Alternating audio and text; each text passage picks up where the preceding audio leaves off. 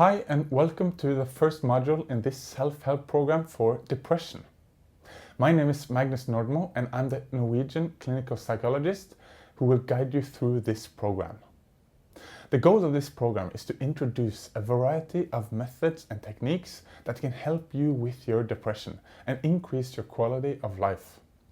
The material is based on the same information and framework you could expect by going to a professional psychotherapist, with the key difference being that we've made some adjustments to make it possible for you to work on your depression independently. The entire program is free of charge and is available when you get the time. It's divided into smaller modules where you decide your own pace. Many of the modules include homework assignments that are important to complete. Unfortunately, one cannot expect a positive effect of this self-help program if one doesn't complete the homework assignments. Put another way, it's not enough to learn about depression. You must also take specific actions if you wish to get rid of it. Many of the modules include additional content on a specific topic. This and other information and links can be found in the video description of each module. In this introductory video, we will talk about depression in general and introduce some important concepts. During a lifetime, everyone will feel that things can get difficult. It's completely normal to experience sadness, fatigue, sorrow, grief, and other challenging states and emotions as a consequence of demanding life experiences. But this is not the same as being depressed. If you're depressed, then you have fallen into a destructive pattern that you're stuck in. If you have for a period of several weeks felt sad or down most of the time and lost interest in activities that you previously liked, then this may be a sign that you are depressed. Depression affects your thoughts, feelings, behavior, i.e. what you do, and your body.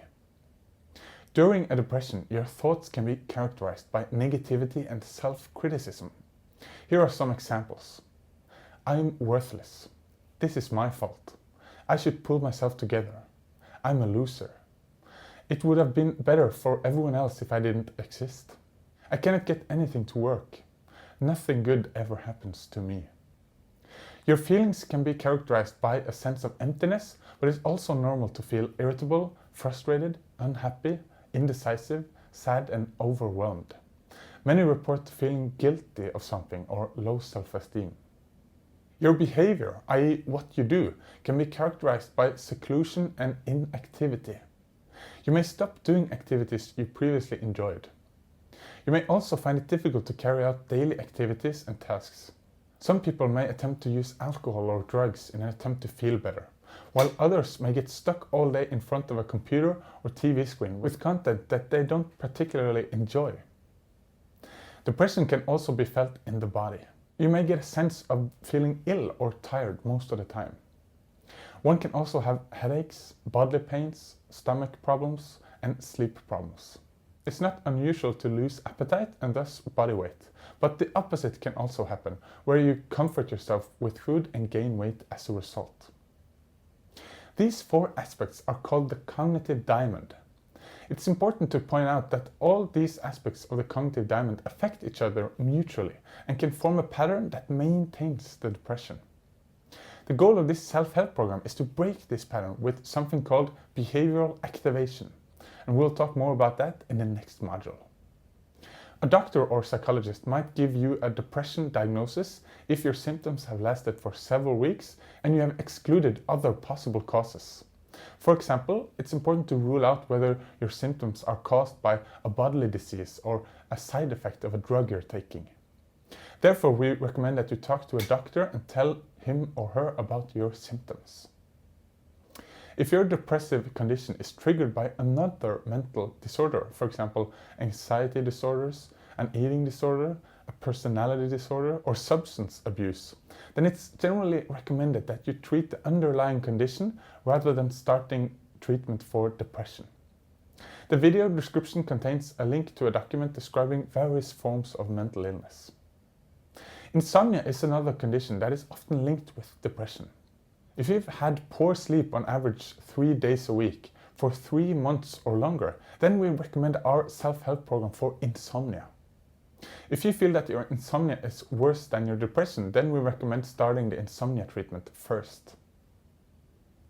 Depression can be categorized in terms of severity and how the depression affects your daily life and functioning.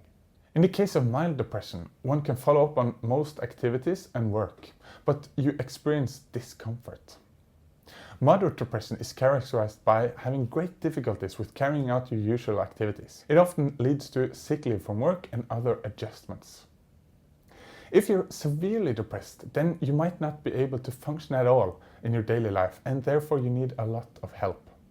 A severe depression may require hospitalization at a psychiatric hospital. This program is tailored for those who suffer from mild to moderate depression. If your symptoms are more severe, then you should consult your doctor and get a referral to a psychologist or psychiatrist that treats depression. This is especially true if your perspective has gotten so dark that you're having suicidal thoughts. If that's the case, then you really should get help right away. The emergency room is usually open, while most doctors can be contacted in the case of an emergency. You might also consider a depression hotline for support, or try talking to a family member or a friend. Depression is a very common problem. For example, research shows that around 20% of us will experience depression at some point in our life. For most people, the depressive symptoms simply fade away completely by themselves. Short depressive episodes are sometimes called the common cold of psychiatry to reflect this. But we want to point out that even more serious episodes of depression usually disappear by themselves. In one study, Dutch researchers followed up on 82 adults with the diagnosis major depressive episode. The researchers were particularly interested in this group because they, for various personal reasons, did not receive any kind of professional help. And despite of this, the researchers found that their depressive symptoms gradually disappeared, with only 25% still depressed after 10 months.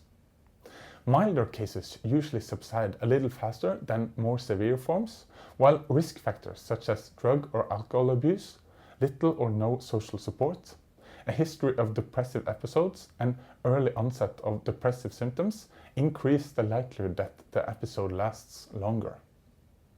So if you're gonna remember one thing from this first module, it should be that depression has a strong tendency to subside over time, generally speaking. And that is true even for those who do not get any professional help. This fact can be important to keep in mind if your outlook turns bleak. This self-help program also includes a free mobile application available for both Apple and Android. Look for a link in the video description. We'll show you how to use the app's functions throughout the program, but if you wish, you can download it right away. Although we recommend that you use the app, this is not a requirement because we will also show you worksheet options that you can either fill out digitally or print out and write with a pen or a pencil. Either one is just fine. One thing we want to highlight is that depression is not as one-dimensional as we might have given you the impression of. In reality, there are very many different ways of being depressed, where self-descriptions can vary enormously from person to person. Some may feel that the term depression doesn't really cover their situation and would rather say that they're tired, burned out, have low self-esteem, fatigued, poor mood, lost the spirit, stressed out, melancholic, etc.